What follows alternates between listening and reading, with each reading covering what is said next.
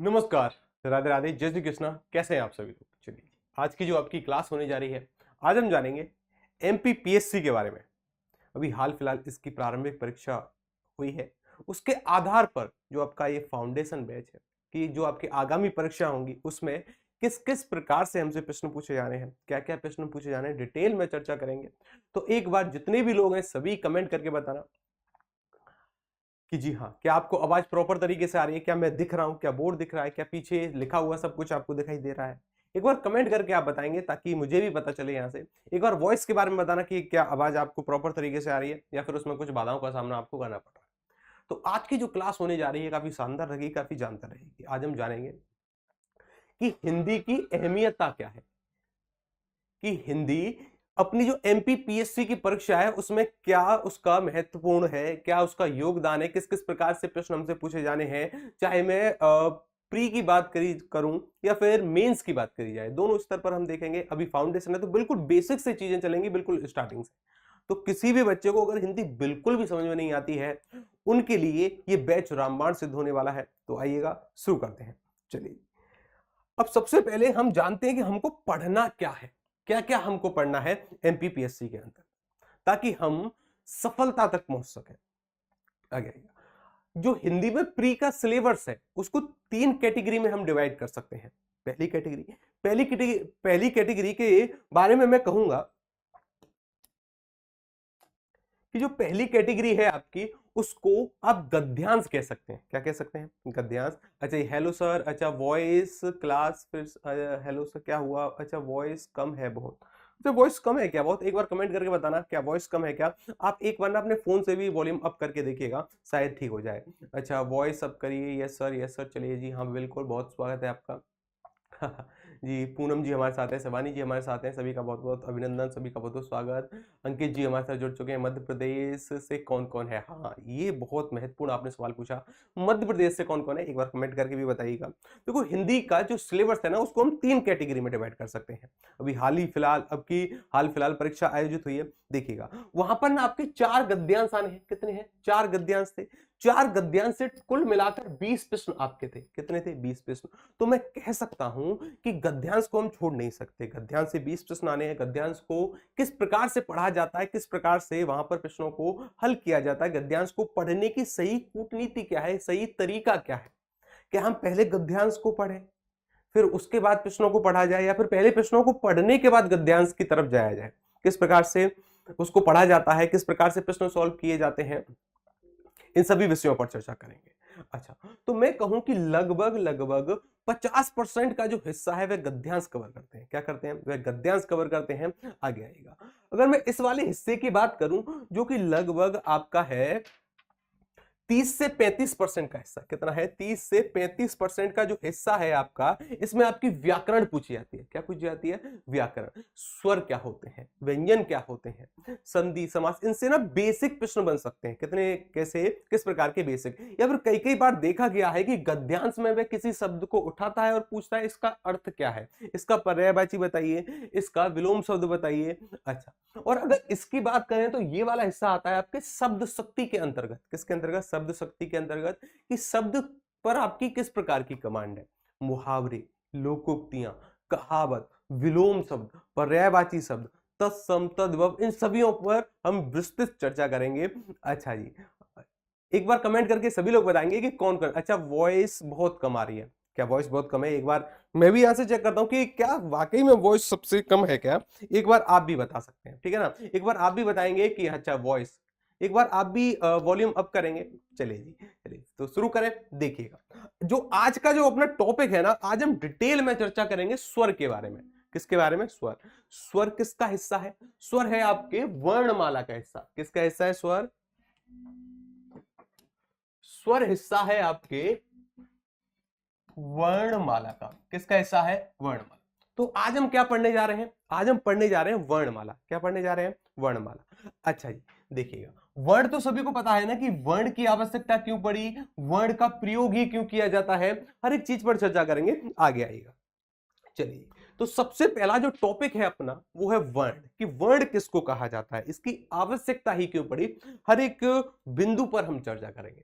देखिए, अगर मैं पुराने जमाने की बात करूं तो पुराने जमाने में ना तो कोई भाषा थी, ना ही कोई लिपि थी, ना कोई वर्ण थे, ना हमको अक्षरों का ज्ञान नहीं था। अगर अपनी बात किसी सामने वाले इंसान को कहनी है, बतानी है, तो हम संकेतों का प्रयोग किया करते थे। किसका?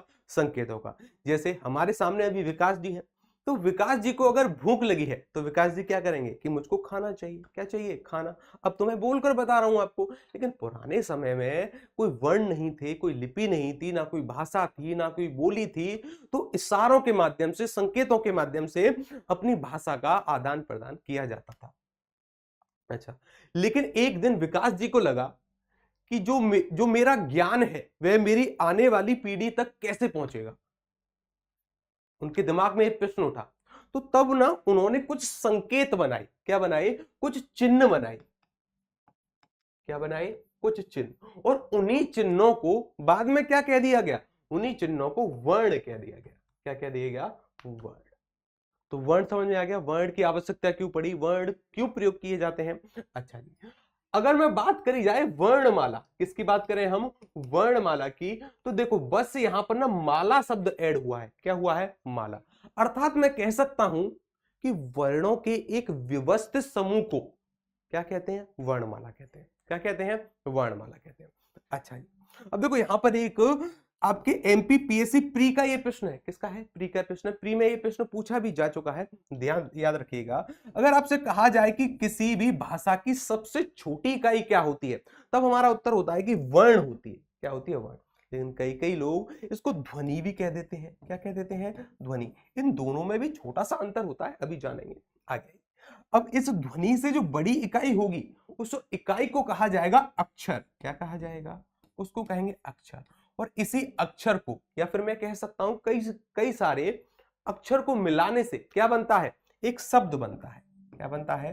शब्द। और शब्द का जो दूसरा नाम होता है क्या होता है? शब्द को ही पद कहा जाता है। क्या कहते हैं? शब्द को पद कहते हैं। जो भी जानकारी आपको लगे कि आपको लिखनी चाहिए, तो जी हाँ, आप नोट करेंगे। कोई भी प्रश्न है तो वो आप पूछेंगे। चलिए, तो हम समझ गए कि शब्द को ही क्या कहते हैं? पद। इन दोनों में छोटा सा अंतर है, अभी बताया जाएगा। देखिए जी, अच्छा, इस कई सारे शब्दों को, या फिर मैं कहूं कई सारे पद को मिलाने से क्या बनता है? कई सारे पद को मिलाने से बन जाता है आपका पदबंध।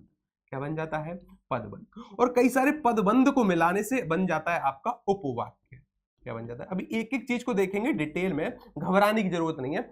अभी बस आपको ऐसा लिखना है, सीखना है। कोई भी प्रश्न है, जी हाँ, प्रश्न आप पूछ सकते हैं, उसके लिए स्वतंत्रता है। देखिए, अब कई सारे उपवाक्य मिलकर, या फिर दो या दो से अधिक उपवाक्य मिलकर एक वाक्य का निर्माण करते हैं। किसका निर्माण करते हैं? वाक्य का। तो जो आज की अपनी क्लास है ना, वह रहेगी वर्ण पर और अक्षर पर। सबसे पहले हम जानेंगे कि वर्ण कितने प्रकार के होते हैं, स्वर किसको कहा जाता है, व्यंजन किसको कहते हैं, सघोष, अघोष, अल्प प्राण, महाप्राण, विव्रत, अर्धविव्रत, सभी के बारे में जानेंगे। ठीक है, आगे।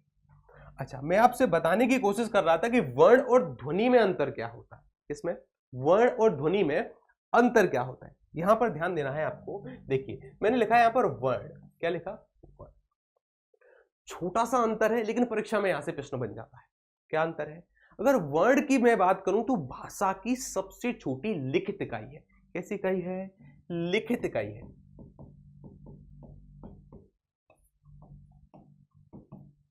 भाषा की सबसे छोटी लिखित इकाई क्या है? यह प्रश्न पूछा जाता है कई बार। भाषा की सबसे छोटी लिखित इकाई होती है आपकी वर्ण। लेकिन अगर गुरुजी ध्वनि, फिर ध्वनि का क्या मतलब है? ध्वनि बस छोटा सा अंतर है। भाषा की सबसे छोटी मौखिक इकाई है। कौन सी इकाई है? मौखिक। अगर बात करी जाए मौखिक इकाई की, मौखिक यानी बोलकर बताना। अब ध्वनि है तो ध्वनि को तो हम बोलकर ही बताएंगे, वर्ण को लिखकर बताएंगे। इसलिए वर्ण लिखित इकाई है, ध्वनि मौखिक इकाई है। क्या है? ध्वनि मौखिक इकाई है। एक और चीज मैंने आपको बताई कि शब्द को अन्य शब्दों में, या फिर अन्य इसका उपनाम क्या है? शब्द का उपनाम क्या है? पद।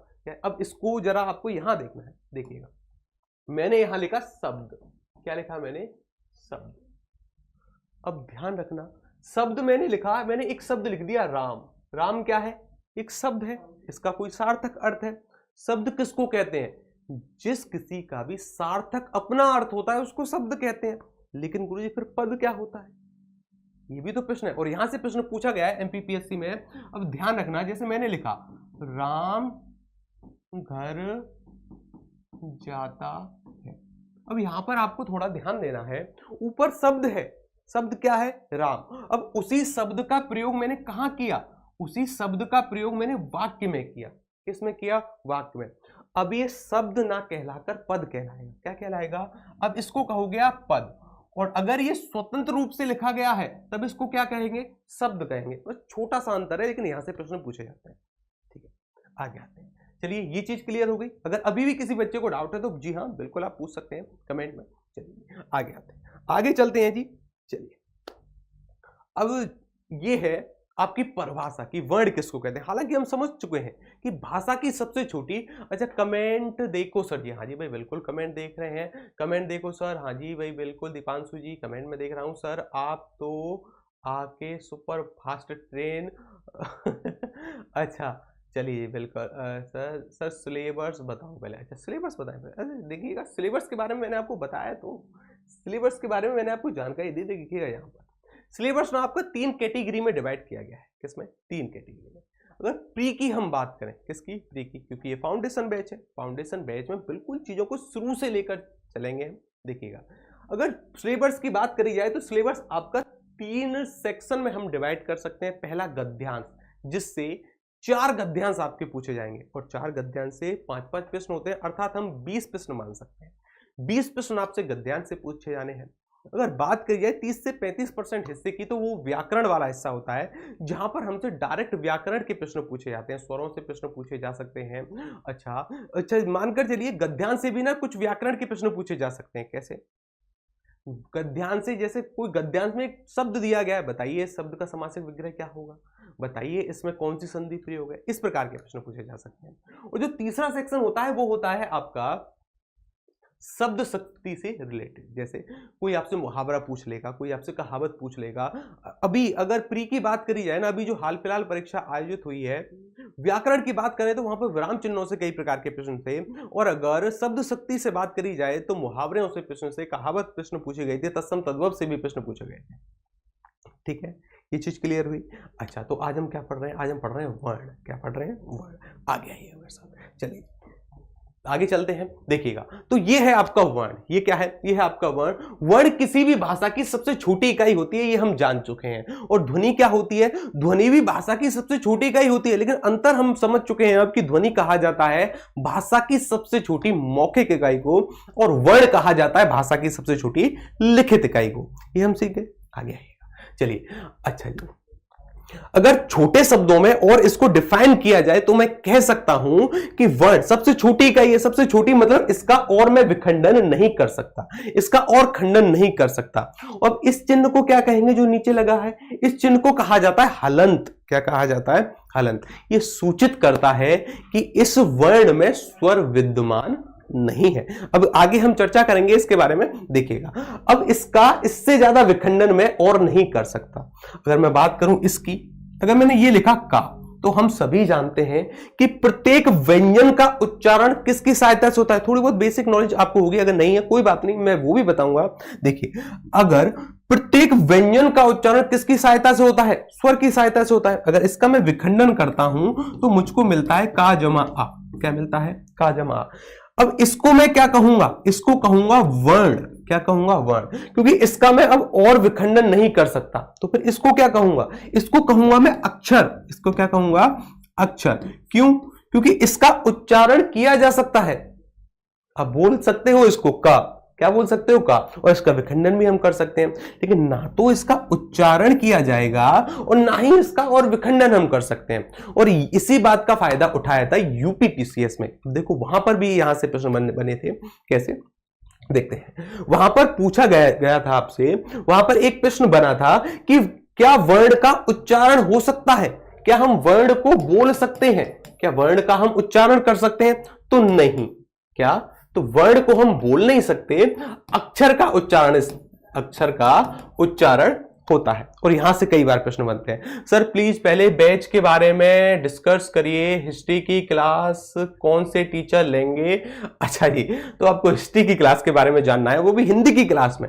चलिए कोई बात नहीं, बैच के बारे में भी आपको बता दिया जाएगा। देखो अभी क्या है, अभी पहली क्लास है, अभी पहली क्लास है, क्लास की टाइमिंग है 12 बजे, ठीक है ना। अब जैसे जैसे चीजें आगे चलेंगी, बैच नया है, एक बार टाइमिंग आपकी डिसाइड हो जाएगी फिर आपको सूचित कर दिया जाएगा। चलिए अब हम क्लास पर फोकस करते हैं, आगे आइएगा। अच्छा सर आप पहले कमेंट देख लो बाद में पढ़ाओ। अच्छा जी तो कौन चलिए क्लास कब से स्टार्ट है? नहीं अच्छा पैटर्न सिलेबस बताओ सर, ओवर सिर्फ हिंदी का नहीं। अच्छा देखिएगा एमपीपीएससी के बारे में अगर आपसे बताया जाए तो अभी ना क्या है कि बैच बन रहा है, बैच बन चुका है, क्लासेस जितनी भी इसकी है ना टाइम टेबल सिलेबस मैंने आपको बता दिया है प्री के लिए, बिल्कुल फाउंडेशन बैच है, बिल्कुल जीरो से शुरू करेंगे, उसकी आपको दिक्कत लेने की जरूरत नहीं है। चलिए जी बहुत जल्दी जल्दी बोलते हो, नहीं ये बहुत स्लो स्पीड है, अगर आपको लगता है कि मैं बहुत जल्दी बोला हूं तो इसको थोड़ा सा स्लो मैं और कर सकता हूं, आगे आइएगा।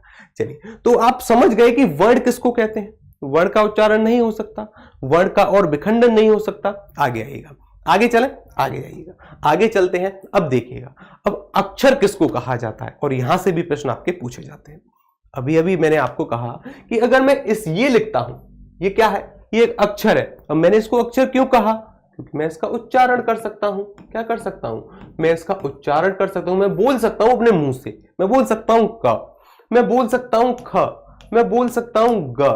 तो ये क्या है, ये अक्षर है। मैं बोल सकता हूं प, मैं बोल सकता हूं फ, क्योंकि इसका उच्चारण मेरे मुंह से हो रहा है। अच्छा दोनों के लिए है ना, हाँ जी भाई बिल्कुल मेंस 2022 के लिए, हाँ बिल्कुल मेंस 2022 के लिए, बिल्कुल फाउंडेशन बैच है, प्री प्लस मेंस दोनों के लिए है। चलिए अच्छा तो ये क्या है का, इसका उच्चारण स्थान की अगर बात करें तो आपको अभी ना इसके बारे में हम बात करेंगे, इसके बारे में डिटेल से जानेंगे कि किसका उच्चारण स्थान क्या होता है। इसका उच्चारण स्थान क्या है, ये कंठ के द्वारा बोला जाता है, ये आपको पता होगा। अच्छा जी तो इसको मैं क्या कहूंगा, इसको कहूंगा अक्षर, इसको क्या कहूंगा, ये अक्षर कहलाएगा। अगर इसका विखंडन कर दिया जाए, जी हाँ अगर इसका विखंडन मैं करता हूं तो याद रखिएगा का जमा आ बनेगा, क्या बनेगा, और इसको क्या कहेंगे, इसको वर्ण कहेंगे। यही अंतर मैं आपको समझाने की कोशिश कर रहा हूं क्योंकि यहां से कई, अच्छा क्या वॉइस में कोई दिक्कत आ रही है क्या, जरा जी बताइएगा, क्या वॉइस में कोई दिक्कत है, कोई समस्या है तो आप बता सकते हैं, अगर कुछ टेक्निकल इशू है तो। जी हाँ अक्षर आप समझ गए। अच्छा ये देखिएगा अब यहां से जो प्रश्न बनते हैं ना वो कुछ इस प्रकार के बनते हैं। अक्षर के नीचे कभी हलंत नहीं होगा, ये आपको नोट करना है। अक्षर के अगर मैंने इसके नीचे हलंत लगा दिया तब तो ये वर्ण कहलाएगा, क्या कहलाएगा, वर्ण। और अगर इसके नीचे हलंत नहीं है तब ये क्या कहलाएगा, तब ये कहलाएगा अक्षर। मैं अभी यहां से आपसे एक दो प्रश्न भी पूछने वाला हूं, याद रखिएगा। अच्छा ये बिल्कुल, अच्छा no, all clear sir, all clear. चलिए ये बिल्कुल आगे चलते हैं, आगे आइएगा। अब देखो अक्षर की परिभाषा की अगर बात करें हम, अगर हम अक्षर की परिभाषा की बात करें, जब किसी वर्ण अथवा वर्णों के समूह का उच्चारण जीभ के एक झटके से किया जाता है, अर्थात मैं कह सकता हूं कि इसका उच्चारण हम कर सकते हैं, उच्चारण कर सकते हैं तो इसको हम वर्ण कहेंगे। अगर इसका हम उच्चारण कर सकते हैं तो इसको हम वर्ण कहेंगे, क्या कहेंगे, अच्छा अगर उच्चारण कर सकते हैं तो अक्षर कहेंगे, आगे आइएगा। अच्छा तो देखिए ये सभी क्या है, इन सभी के नीचे किसी के भी नीचे हलंत नहीं है, तो सभी के सभी का उच्चारण हो सकता है क्योंकि सभी में स्वर विद्यमान है। अब किसी को ये नहीं पता है ना कि स्वर क्या होते हैं, घबराना तो बिल्कुल नहीं है, अभी क्लियर हो जाएगा। पीडीएफ, हाँ इसकी पीडीएफ भी मिल जाएगी आपको, जी हाँ पीडीएफ भी मिल जाएगी, आगे आएगा। तो ये चीज समझ में आ गई, इनको क्या कहेंगे हम, इनको कहेंगे अक्षर, क्या कहेंगे, अक्षर, क्योंकि इनका उच्चारण हो सकता है। जैसे आप बोल सकते हो चा, आप बोल सकते हो टा, आप बोल सकते हो ता, लेकिन अगर मैंने कहा का, इसके नीचे हलंत लगा दिया ना तो अभी एक व्यंजन है, सिर्फ ये एक वर्ण है, इसका उच्चारण नहीं हो सकता बिना स्वर की सहायता से। अभी वही चीज जानेंगे कि स्वरों की आवश्यकता क्यों पड़ती है, देखिएगा। ये एक और छोटी सी जानकारी है, हालांकि आप जानते हैं ये, कोई भी व्यंजन ध्वनि यदि हलंत के रूप में लिखी है तब वह वर्ण कहलाती है। और यहां से एक प्रश्न बना है, शायद आपके यूपीपीसीएस में या फिर बीपीएससी में कहीं पर बना है, याद रखिएगा। अच्छा जी, एवं यदि बिना हलंत की लिखी जाती है तब वह क्या कहलाती है, तब उसको हम अक्षर कहते हैं, क्या कहते हैं, उसको अक्षर की संज्ञा दी जाती है। अच्छा नोट्स बनाने हैं, हाँ भाई बिल्कुल नोट्स बनाने हैं, जो भी चीज आपको अच्छी लिखे ना सर, वॉइस की क्वालिटी इंप्रूव करिए बस। अच्छा देखो वॉइस में क्या है, आज पहली क्लास है, सेटअप नया है तो चीजें नई है, तो वॉइस में थोड़ी बहुत दिक्कत आ सकती है, कोई बात नहीं, आज की क्लास को मैनेज करिएगा, आगे से नहीं होगा, ठीक है ना। टेक्निकल स्टाफ ऐसी चीजों को मॉनिटर कर रहा है, देख रहा है, कुछ भी सुधार की आवश्यकता हुई तो वो कर देगा, ठीक है। चलिए जी, अच्छा सर नोट्स कराऊं या सब, अच्छा ही चलेगा। देखो अगर आपको इस क्लास की पीडीएफ चाहिए तो वो भी आपको मिल जाएगी, जो भी आप पढ़ रहे हैं वो धीरे धीरे नोट्स भी बना सकते हैं, कुछ पूछना है वो आप पूछ सकते हैं। चलिए आगे आते हैं। अब देखो, अब मैं ना आपसे एक प्रश्न पूछता हूं। ये प्रश्न है जो अब तक आपने पढ़ा है ना, वर्ण और अक्षर कि दोनों में अंतर क्या है, दोनों होते क्या है। अब चलिए उसी के अकॉर्डिंग एक प्रश्न आपसे पूछा जा रहा है, बताइएगा निम्न में से अक्षर नहीं है, कौन सा अक्षर नहीं है, कमेंट करके बताना है। और एक और प्रश्न मैं आपसे पूछता हूं, क्या मैं अक्षर का उच्चारण कर सकता हूं, क्या मैं अक्षर को बोल सकता हूं या फिर नहीं, या फिर मैं वर्ण को बोल सकता हूं, मैं किसको बोलूंगा। चलिए आप बताइएगा।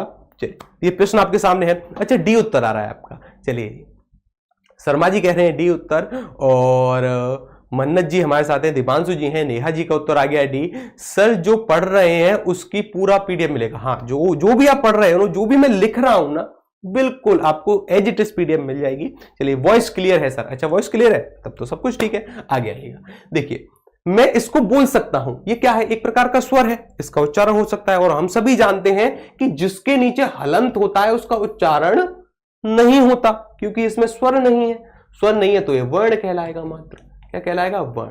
अब यहां पर देखिएगा, इसके नीचे क्या है, इसके नीचे हलंत है, इसलिए इसको बोला नहीं जा सकता, ना ही इसका उच्चारण हो सकता है, और ना ही इसका इससे ज्यादा खंडन किया जा सकता है। इसका आप खंडन कर सकते हो, जी हां बिल्कुल कर सकते हैं। देखिए मैंने छोटा आ लिख दिया, ये खंडन हो गया इसका। अगर मैं इसके खंडन की बात करूं तो इसका खंडन ये हो गया, इसके खंडन की बात करूं तो ये तो स्वर ही है।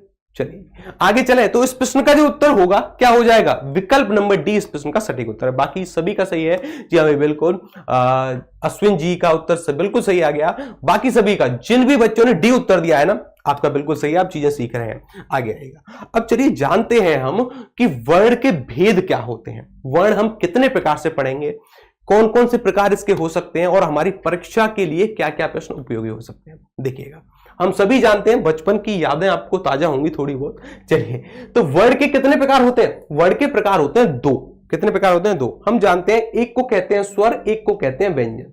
एक को क्या कहते हैं, एक को कहते हैं स्वर, एक को कहते हैं व्यंजन। लेकिन एक और कैटेगरी होती है जिसको कहा जाता है अयोगवाह। क्या कहा जाता है, अयोगवाह।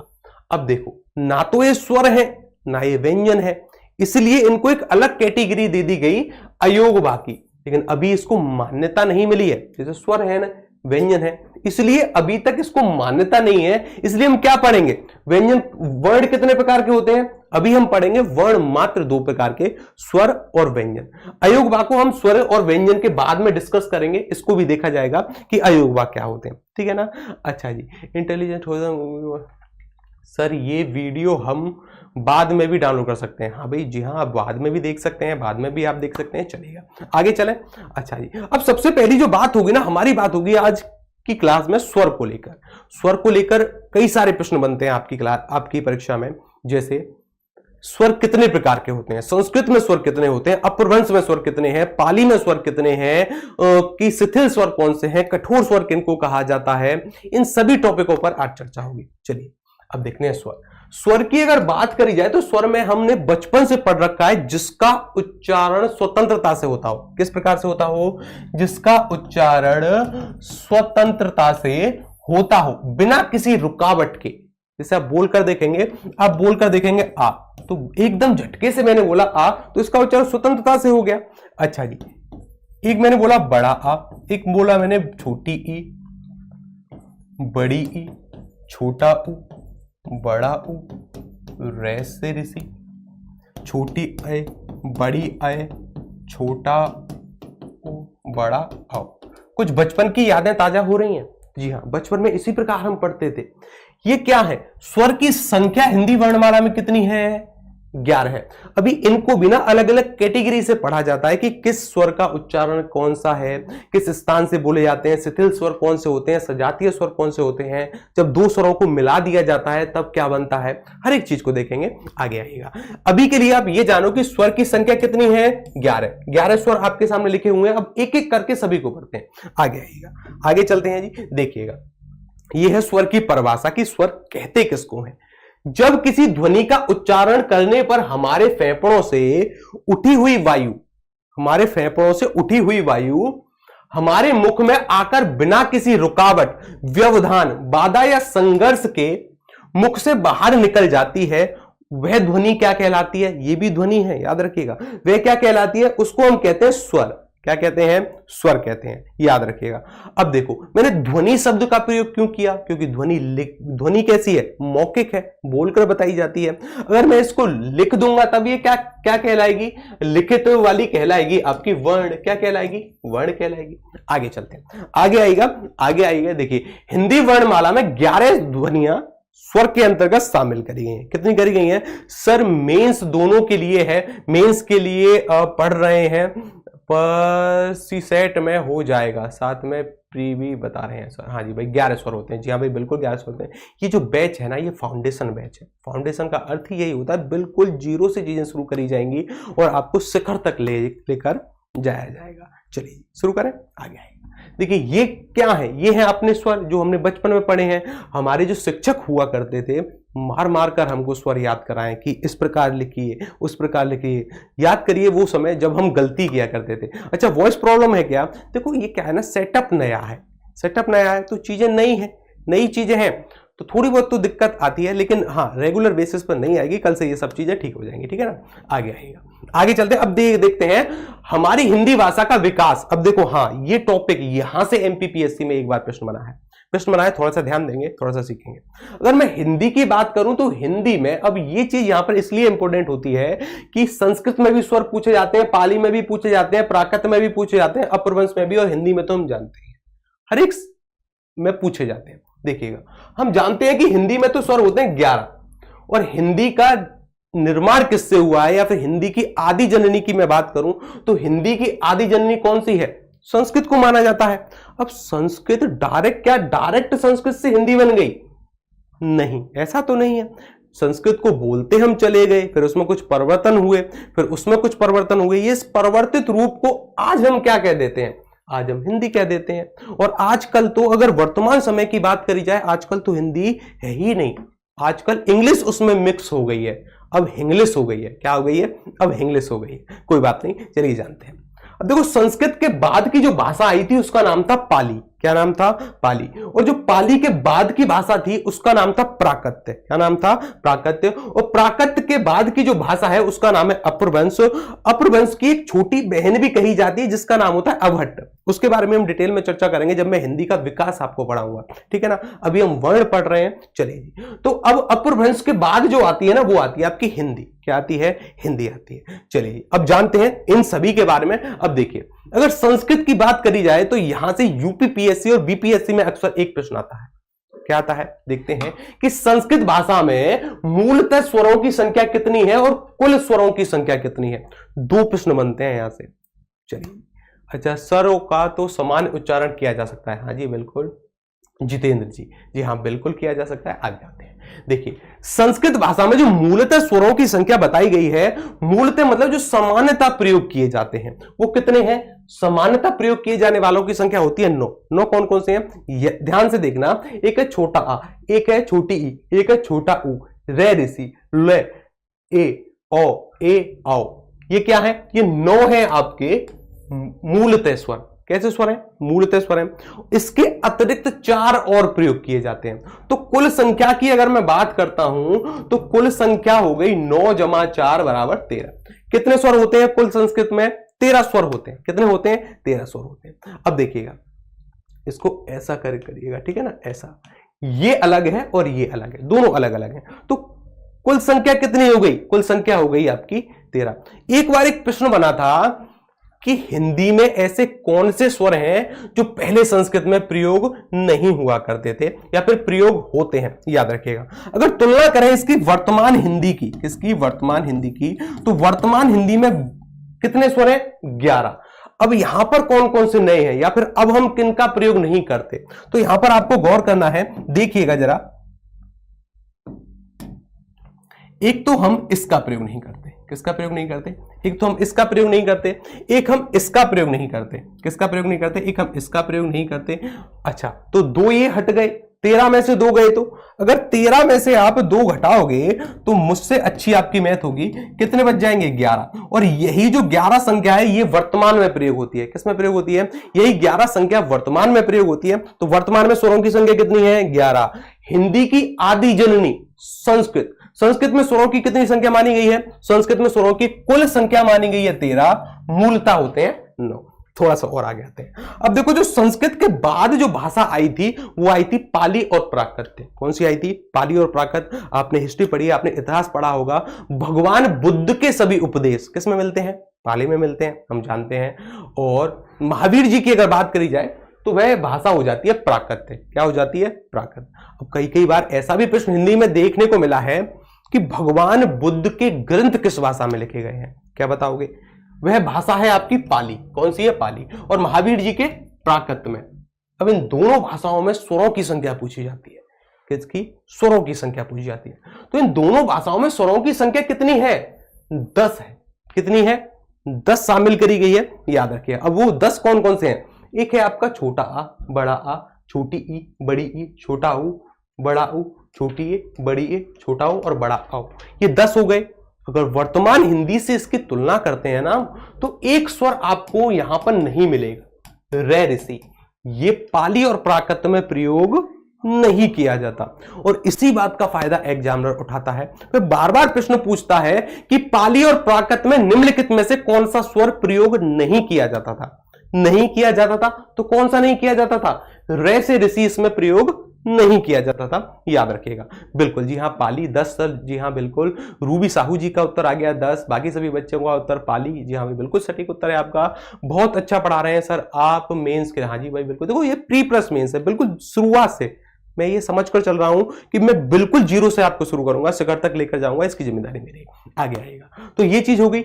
अच्छा, तो कौन सा स्वर नहीं होता था पाली और प्राकृत में? रे से ऋषि नहीं होता था, इसलिए इनकी संख्या कितनी हो गई? इसलिए इनकी संख्या हो गई 10। कितनी हो गई? 10। थोड़ा सा और आगे आते हैं। जहां से सर्वाधिक प्रश्न बनता है वो ये है। वो क्या है? वो ये है अपभ्रंश। पता नहीं क्यों इस प्रश्न को बार बार पूछा जाता है, क्योंकि उसका कारण भी कुछ हो सकता है। देखते हैं, उस कारण पर हम फोकस करेंगे। अपभ्रंश में कितने स्वर होते हैं? अपभ्रंश में जो स्वरों की संख्या प्रयोग की जाती है ना, वो 8 स्वर प्रयोग किए जाते हैं। कितने? 8 स्वर। अब देखो, 8 स्वर आपके सामने लिखे गए हैं। जो लिखे गए हैं इनसे ज्यादा इंपोर्टेंट है कि कौन से प्रयोग नहीं किए जाते। 3 स्वर हैं आपके, देखिएगा। एक तो रे से ऋषि इसमें प्रयोग नहीं होता, एक बड़ी अ इसमें प्रयोग नहीं होती, एक बड़ा ओ इसमें प्रयोग नहीं होता। ये तीनों स्वर किसमें प्रयोग नहीं होते? ये तीनों स्वर आपके अपभ्रंश में प्रयोग नहीं होते। चीजों को मिक्स मत कर देना, क्योंकि कई बार देखा गया है कि अगर वह पूछता है ना कि पाली और प्राकृत में कौन सा स्वर प्रयोग नहीं होता, तब इसका आंसर होता है रे से ऋषि। क्या होता है? रे से ऋषि। लेकिन अगर बात आ जाती है आपके अपभ्रंश की, तो अपभ्रंश की अगर बात करते हैं तब यहां पर 3 स्वर प्रयोग नहीं होते थे। कौन कौन से? रे से ऋषि, बड़ी अ, बड़ा औ। ये 3 नहीं होते तो टोटल संख्या कितनी हो गई इनकी? टोटल हो गई 8। और अगर इसमें इन तीनों को ऐड कर दिया जाए, इन तीनों को ऐड कर दिया जाए तो 11 होती है। अब ये वर्तमान में प्रयोग किए जाते हैं हिंदी में। किसमें? वर्तमान में हिंदी में प्रयोग किए जाते हैं। इसके बारे में भी जानेंगे कि किस किस से सर रिकॉर्डेड भी मिलेगी। जी हाँ भाई बिल्कुल मिलेगी, रिकॉर्डेड भी मिलेगी। अच्छा सर लैपटॉप पर नहीं चल रही है आपकी क्लास। अच्छा देखिएगा, अभी क्या है, सेटअप नया है। सेटअप नया है, चीजों को स्टेब्लिश होने में थोड़ा सा टाइम चाहिए। आज पहली क्लास है, हम हर चीज देख रहे हैं। आगे आएगा, कल से कोई भी दिक्कत नहीं होगी, कल से प्रॉपर चलेगी, ठीक है ना। आगे आते हैं, देखिएगा। अब देखो, जो भी मैंने आपको पढ़ाया है ना, अब उससे मैं एक प्रश्न आपसे पूछता हूं। इस प्रश्न का उत्तर करना आपका दायित्व है। क्या है? आपका दायित्व है। देखिएगा, थोड़ा सा उत्तर करिएगा। देखिए, निम्न में से कौन सी, अब देखो कौन सी नहीं, यहां पर करिएगा कौन सा। क्या करिएगा? कौन सा। अच्छा, कौन सी बिल्कुल सही है भाई। कौन सी स्वर ध्वनियां अपभ्रंश में प्रयुक्त तो नहीं होती थी? अच्छा सवाल है, ध्यान से उत्तर करिएगा। चलिए, डी उत्तर आ गया। सर हमारी समस्या का कारण, अच्छा लैपटॉप में नहीं चल रही है। अच्छा लैपटॉप में नहीं चल रही है, चलिए इसको मैं टेक्निकल टीम को बोलता हूं, तो टेक्निकल टीम क्या करेगी, उस पर कुछ सुझाव देगी। चलिए, तो टेक्निकल टीम लगी हुई है। चलिए, तब तक आप इस प्रश्न के बारे में बताइए। मैंने किसकी बात करी? मैंने बात करी अपभ्रंश की। अगर आपने थोड़ी सी भी क्लास ध्यान से देखी है तो आप उत्तर कर पाएंगे इस प्रश्न का, क्योंकि आपको पता है कि अपभ्रंश में 8 प्रकार के स्वर प्रयोग किए जाते थे। अच्छा, कौन कौन से प्रयोग नहीं किए जाते थे? सबसे पहले ये जरूरी है कि इसको जानिए, कौन कौन से प्रयोग नहीं होते थे। तो वर्तमान हिंदी से अगर तुलना करें तो 3 स्वर आपके प्रयोग नहीं होते थे। कौन कौन से? एक प्रयोग नहीं होता था आपका रे से ऋषि, एक प्रयोग नहीं होता था आपका बड़ी अ, एक प्रयोग नहीं होता था आपका बड़ा औ। ये 3 प्रयोग में नहीं आते थे, बाकी सभी प्रयोग में आते थे। तो 11 में से 3 घटाएंगे 8 बचेंगे। तो अपभ्रंश में कितने स्वर प्रयोग किए जाते थे? 8। अब इस प्रश्न का जो उत्तर होगा ना वह विकल्प नंबर डी में छुपा बैठा है। किसमें है? विकल्प नंबर डी में। तो इस प्रश्न का जो उत्तर होगा क्या हो जाएगा? विकल्प नंबर डी। यहां तक चीजें क्लियर हैं? यहां तक समझ में आ रहा है? यहां तक हाँ जी, हाँ बिल्कुल जी, नंदिनी जी का बिल्कुल सटीक उत्तर है। बाकी साक्षी जी का भी बिल्कुल सही उत्तर है। अच्छा जी हाँ, एनके जी का भी बिल्कुल सटीक उत्तर है। अर्जुन जी का भी बिल्कुल सटीक उत्तर है। आगे आते हैं। अब देखिएगा, अब हम बात करते हैं स्वरों के वर्गीकरण को लेकर। अलग अलग मुनि हुए हैं, अलग अलग मुनियों के अनुसार इसके वर्गीकरण अलग अलग प्रकार से है। ठीक है ना? हर एक चीज को देखेंगे, हर एक चीज को जानेंगे। अब देखिए स्वरों का वर्गीकरण की स्वर किस किस प्रकार से हम इसको विभाजित कर सकते हैं। वो कितने प्रकार हैं? वो 5 प्रकार से हम इनको विभाजित कर सकते हैं। उन 5 प्रकार के बारे में जानेंगे, उन 5 प्रकारों के बारे में सीखेंगे। देखिए जो सबसे पहला प्रकार है जहां से सर्वाधिक प्रश्न बनते हैं वो कौन सा है? मात्रा काल के आधार पर। यहां से सर्वाधिक प्रश्न पूछे जाते हैं आपकी परीक्षा में। मात्रा काल के आधार पर कि किस स्वर पर किस प्रकार की मात्रा आएगी, हम किस प्रकार की मात्रा। अब देखिए मैंने लिखा राम, क्या राम पर मैं इस प्रकार की मात्रा लगा सकता हूं? जी नहीं। तो राम पर हमेशा बड़े आ की मात्रा आएगी। अब नियम क्या है, क्यों आएगी, किस प्रकार से आएगी, किसने विभाजित किया था इनको, हर एक चीज के बारे में जानेंगे। अच्छा, जो दूसरा प्रकार हम पढ़ने वाले हैं वो पढ़ने वाले हैं उच्चारण के आधार पर। उच्चारण अर्थात स्वरों का उच्चारण स्थान क्या है, जिह्वा के आधार पर भी हम पढ़ेंगे और हम मुख के भाग के आधार पर भी पढ़ेंगे। अग्र स्वर क्या होते हैं, पश्च स्वर क्या है, मध्य स्वर क्या है, हर एक चीज को जानेंगे। अच्छा, जिह्वा की उपस्थिति के आधार पर भी हम पढ़ेंगे। मुखाकृति अर्थात मुख की जो आकृति बनती है उसके आधार पर भी पढ़ेंगे। शिथिल पढ़ेंगे, कठोर पढ़ेंगे, सभी पढ़ेंगे। अच्छा, होठों की गोलाई के आधार पर भी स्वरों को बांटा जाता है, इसको भी हम पढ़ेंगे। लेकिन जो सबसे पहला टॉपिक है अपना, जो सर्वाधिक इंपोर्टेंट है, वो है आपका मात्रा काल के आधार पर। किसके आधार पर? जी हाँ भाई, नहीं पता, ये कोई बात नहीं, नहीं पता है ना, कानों में ईयरफोन लगा लो और एक पेन कॉपी ले लो। जो भी चीज अच्छी लगे, जो भी चीज आपको नहीं आती वो नोट करते हुए चलेंगे। ये पीडीएफ आपको बिल्कुल एज इट इज मिल जाएगी। चलिए जी, अच्छा आगे आते हैं। अब जो हम जानते हैं वो जानते हैं मात्रा काल के आधार पर स्वरों का वर्गीकरण। किसके आधार पर? मात्रा काल के आधार पर। डिटेल में पढ़ेंगे इसको। इसको पढ़ने से पहले आपको एक मुनि के बारे में पता होना चाहिए। उन मुनि का नाम था पणनि। क्या नाम था? पणनि मुनि। तो सबसे पहले जो पणनि मुनि थे ना आपके, उन्होंने मात्रा के आधार पर स्वरों को बांट दिया था। मात्रा के आधार पर, और यह प्रश्न पूछा जाता है कि मात्रा काल के आधार पर स्वरों को सर्वप्रथम बांटने का श्रेय किसको दिया जाता है? तो उन मुनि का नाम क्या है? उन मुनि का नाम है पणनि। क्या नाम है? पणनि। अब देखिएगा, जब पणनि मुनि तपस्या कर रहे थे या फिर कुछ बैठे थे, कुछ काम कर रहे थे, तो उन्होंने ना सुबह सुबह मुर्गे की आवाज सुनी। किसकी आवाज सुनी? एक मुर्गा बोल रहा था। क्या बोल रहा था? मुर्गा। और मुर्गा कैसे बोलता है? कुकुड़ुकू। क्या बोलता है? कुकुड़ुकू। तो उन्होंने छोटा ऊ लिया। क्या लिया? छोटा ऊ। और छोटे ऊ को 3 प्रकार से बांट दिया। किस प्रकार से? तीन प्रकार से। जो पहला प्रकार था उसका नाम था हस्व। क्या नाम था? हस्व। जो दूसरा प्रकार था उसको उन्होंने कहा दीर्घ, और जो तीसरा प्रकार था उसको उन्होंने कहा प्लुप्त। इन्हीं को हम डिटेल में पढ़ने वाले हैं कि हस्व क्या होते हैं, दीर्घ क्या होते हैं और प्लुप्त क्या होते हैं। क्या जी? प्लुप्त क्या होते हैं। इन तीनों को डिटेल में पढ़ेंगे, ध्यान से जानेंगे। देखिएगा, तो मुर्गा कैसे बोलता है? कुड़कू बोलता है। तो छोटे ऊ को उन्होंने 3 प्रकार से बांटा। उन्होंने कहा कि अगर छोटे ऊ को नॉर्मल आप प्रयोग करोगे तो उसको कहेंगे छोटा ऊ। क्या कहेंगे? ऊ।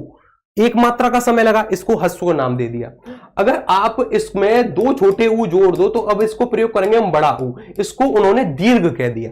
इसमें 2 मात्राओं का प्रयोग होता है, 1 मात्रा इसकी, 1 मात्रा इसकी, तो 2 मात्राओं का प्रयोग लगता है। अच्छा जी, और प्लुप्त की जब उनसे पूछा गया कि प्लुप्त किसको कहते हैं, तब वह बोले कि प्लुप्त में अगर आपने कोई नाटक संवाद देखा है। क्या देखा है? अगर कोई नाटक संवाद देखा है तो नाटक संवाद में आपने देखा होगा, जाना होगा कि शब्दों को लंबा खींचकर बोला जाता है। जैसे दशरथ जी जब राम को पुकारते हैं तो वह किस प्रकार से पुकारते हैं? राम, हे राम।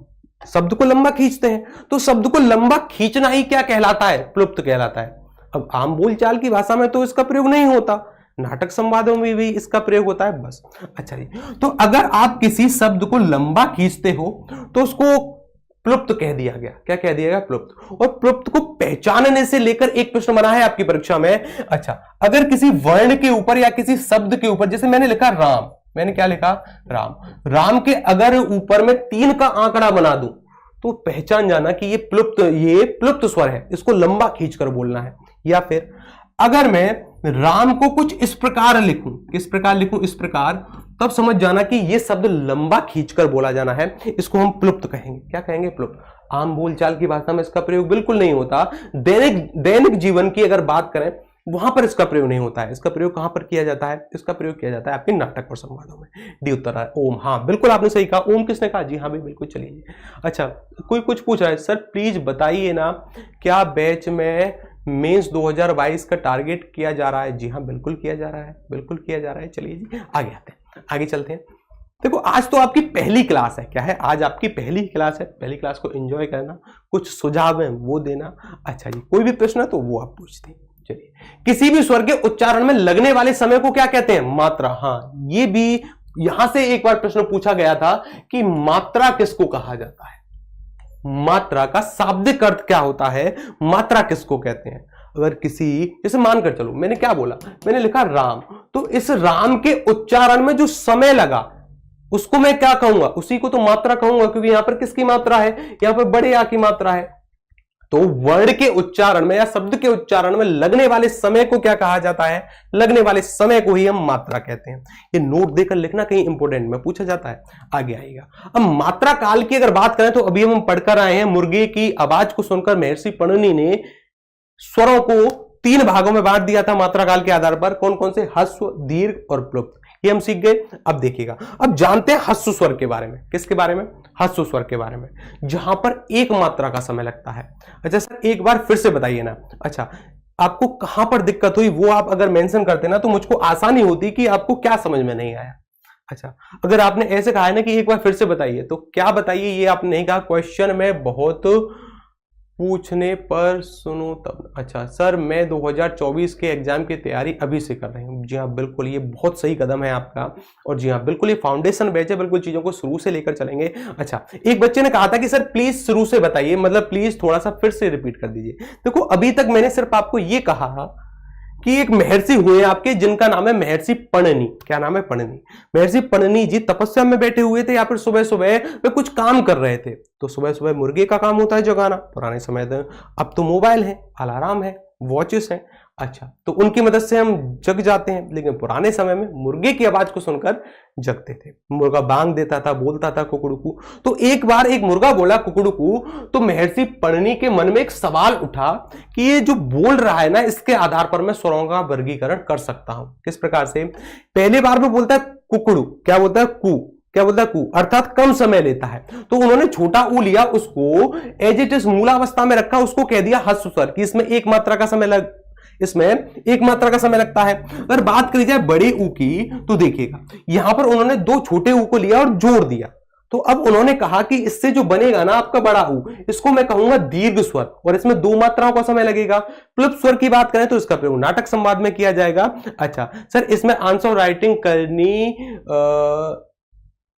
है क्या, जी हाँ भाई आंसर राइटिंग भी करनी है। अगर मैं सीसेट की बात करता हूं तो वहां पर आंसर राइटिंग की आवश्यकता नहीं होती, मेंस में आंसर राइटिंग की आवश्यकता होती है। उसकी भी प्रैक्टिस मैं आपको कराऊंगा, टेंशन लेने की जरूरत नहीं है, ये प्री प्लस मेंस बैच है। चलिए अच्छा जी आगे आते हैं। अब देखिएगा, अब मैं आपको बता रहा था कि ह्रस्व स्वर किनको कहा जाता है, ह्रस्व स्वर किसे कहा जाता है। ध्यान से देखिएगा, ह्रस्व स्वर की जो संख्या बताई गई है वो कितनी बताई गई है, 4।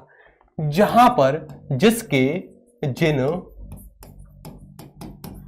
वर्णों के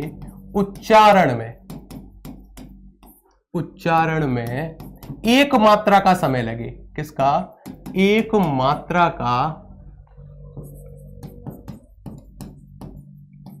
समय लगे, उनको क्या कहते हैं, उनको कहा जाता है आपके ह्रस्व स्वर। और इनकी संख्या कितनी है, इनकी संख्या है 4। अर्थात हमारे 11 स्वरों में से 4 ऐसे स्वर हैं जिनका उच्चारण में एक मात्रा का समय लगता है, अर्थात एक झटके से उनका उच्चारण हो जाता है। कौन कौन से हैं, ध्यान रखिएगा, इस पर आपको थोड़ा सा ध्यान रखना। देखिएगा एक है आपका, अगर इनकी संख्या की बात करी जाए तो यहां पर देखिएगा इनकी संख्या कितनी, एक है आपका छोटा आ, एक है आपकी छोटी ई, एक है आपका छोटा ऊ, और एक है आपका रे से ऋषि। ये क्या है, ये 4 आपके ह्रस्व स्वर माने गए हैं। क्या माने गए हैं, 4 आपके ह्रस्व स्वर माने गए हैं। अब यहां से एक और प्रश्न उठता है क्या कि जो आपके ह्रस्व स्वर होते हैं क्या वही मूल स्वर हैं? क्या वही मूल स्वर हैं? क्या मूल स्वर कोई अलग होते हैं या उनको कहीं अलग से पढ़ना होता है? जी नहीं, जो भी आपके ह्रस्व स्वर है ना वही है आपके मूल स्वर। क्या है? वही आपके मूल स्वर हैं, क्योंकि सर्वप्रथम हिंदी वर्णमाला की अगर हम बात करें ना तो यही 4 बनाए गए थे।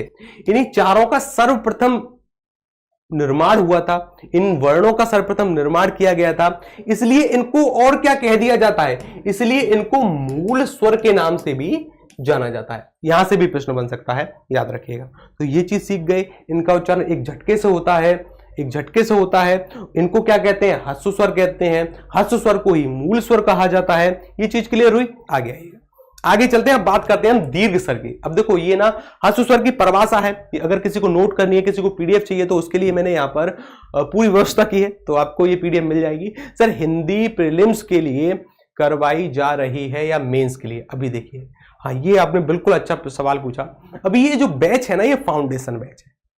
किस प्रकार का बैच है? फाउंडेशन बैच है। और फाउंडेशन का अर्थ ही होता है बिल्कुल स्टार्टिंग से, बिल्कुल स्टार्टिंग से। हम मेंस को भी टारगेट करेंगे लेकिन अभी नहीं, अभी नहीं टारगेट करेंगे उसको, प्री प्लस मेंस भी पढ़ेंगे, लेकिन अभी क्या है? अभी के लिए हम फाउंडेशन कर रहे हैं। बिल्कुल शुरुआत से मैं शुरू कर रहा हूं, आपको बताने की कोशिश कर रहा हूं कि स्वर होते क्या है, व्यंजन क्या होते हैं, वर्गीकरण क्या होता है, किस आधार पर इनका वर्गीकरण किया जाता है। चलिए जी, सर हिंदी प्री में है ही नहीं? अच्छा भाई, तो क्या सीसेट में हिंदी नहीं आती? ऐसा कैसे कह दिया आपने? चलिए आगे आगे चलते हैं। ह्रस्व स्वर की अगर बात करी जाए, जब किसी स्वर के उच्चारण में समान समय अर्थात एक मात्रा का समय लगता है तब वह ह्रस्व कहलाता है। क्या कहलाता है? ह्रस्व कहलाता है। एक मात्रा का समय लगने के कारण ह्रस्व स्वर को एक मात्रिक स्वर भी कहा जाता है। और यहां से एक यूपीपीसीएस में प्रश्न बना है। किसमें बना है? यूपीपीसीएस में। तो एमपीपीएससी में भी आने की संभावना बढ़ जाती है कि एक मात्रिक स्वर किसको कहते हैं? कुछ नहीं है, नाम से क्लियर हो रहा है। एक मात्रिक यानी एक मात्रा वाले स्वर जिनके उच्चारण में एक मात्रा का समय लगता हो। आगे आइएगा, आगे चलते हैं। अब बात करेंगे, देखिए ये हम सब कुछ सीख चुके हैं कि ह्रस्व स्वर को ही क्या कहा जाता है? दीर्घ स्वर कहते हैं। ह्रस्व स्वर को ही, सॉरी माफी चाहूंगा, मूल स्वर कहा जाता है। क्या कहते हैं? मूल स्वर, क्योंकि सबसे पहले यही बने थे। आगे आइए, आगे चलते हैं, आगे चले। अब हम बात करेंगे दीर्घ स्वर के बारे में। किसके बारे में बात करेंगे? दीर्घ। इसके नाम से ही क्लियर है, दीर्घ किसको कहा जाता है? बड़े को दीर्घ कहते हैं। किसको कहते हैं? अच्छा, मेंस वालों के लिए कब चालू होगा? मेंस वालों के लिए कब चालू होगा? अच्छा ये देखो बहुत जल्दी होगा, लेकिन अभी जो ये है ना ये फाउंडेशन बैच है, अभी हम फाउंडेशन के हिसाब से पढ़ रहे हैं। ठीक है, चलिए आगे बढ़ते हैं। देखिए दीर्घ स्वर की अगर मैं बात करता हूं तो दीर्घ स्वर जिनके उच्चारण में 2 मात्राओं का समय लगता है, मैं यहां पर लिख देता हूं, जिनके उच्चारण में 2 मात्राओं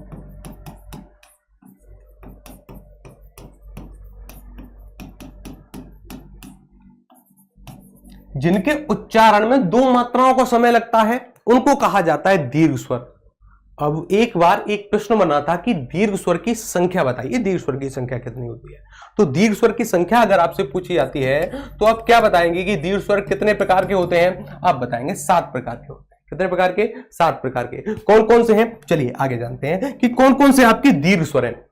देखिएगा, दीर्घ जब किसी स्वर के उच्चारण में सामान्य से दुगना समय लगता हो, वही मैंने कहा कि सामान्य से दुगना 2 मात्राओं का समय लगता हो, उसको कहते हैं दीर्घ स्वर। इसलिए इसको क्या कहा जाता है? इसलिए कभी कभी इसको द्वैमात्रिक स्वर भी कह देते हैं। यहां से भी प्रश्न पूछा जाता है। आगे चलते हैं, देखिएगा ये 7 हैं आपके दीर्घ स्वर। कितने हैं? 7 हैं आपके दीर्घ स्वर। और ह्रस्व स्वर कितने हैं? ह्रस्व स्वर की संख्या है आपकी, ह्रस्व स्वर अभी अभी पढ़कर आए हैं, ह्रस्व स्वर कितने होते हैं? 4 होते हैं। 7 और 4 को अगर आप ऐड करते हो तो क्या बन जाता है? 11। और यही टोटल स्वरों की संख्या है हिंदी में।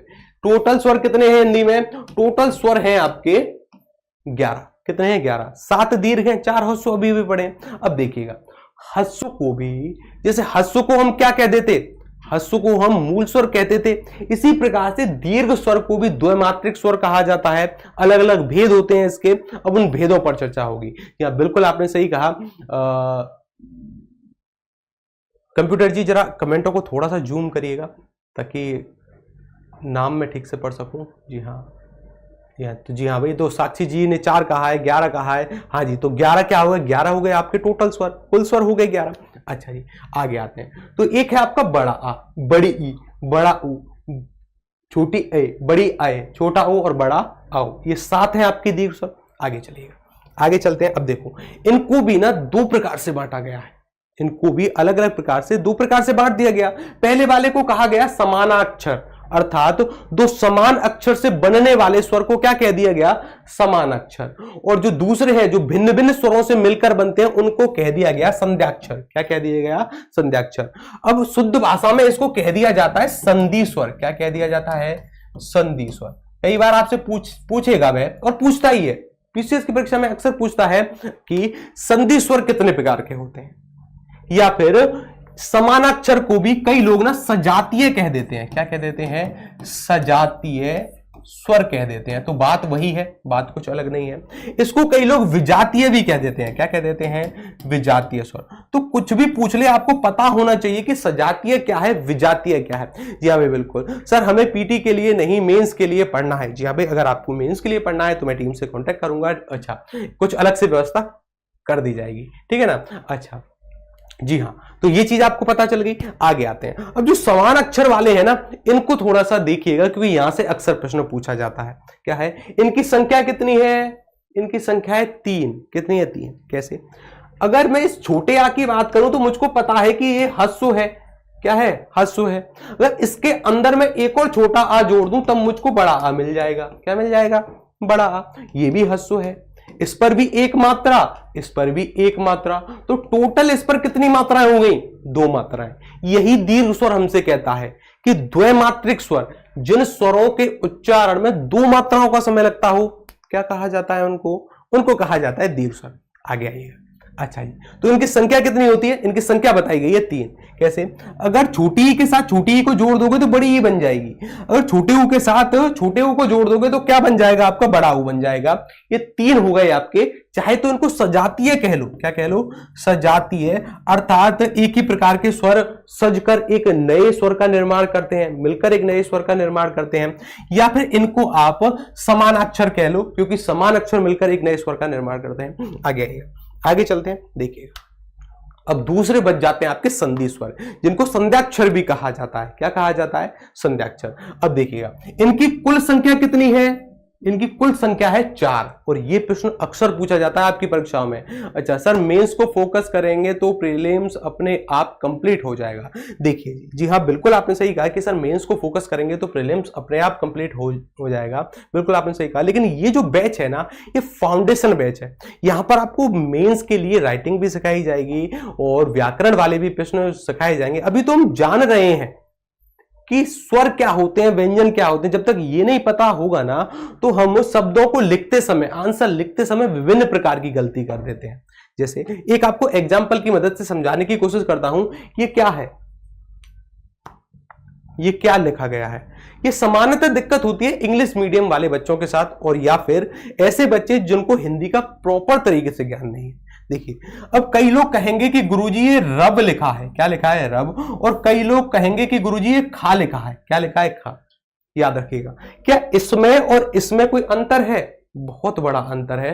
अगर आप ऐसे राइटिंग लिखने जाओगे ना, जब आप प्रश्नों का उत्तर करोगे तब आपको खा के स्थान पर ऐसा लिखना होगा, एक अच्छा इंपैक्ट पड़ता है। अगर आप ऐसा लिखोगे ना तो वहां पर 10 से 20% अंक तो ऐसे ही कट जाते हैं लेखन की वजह से।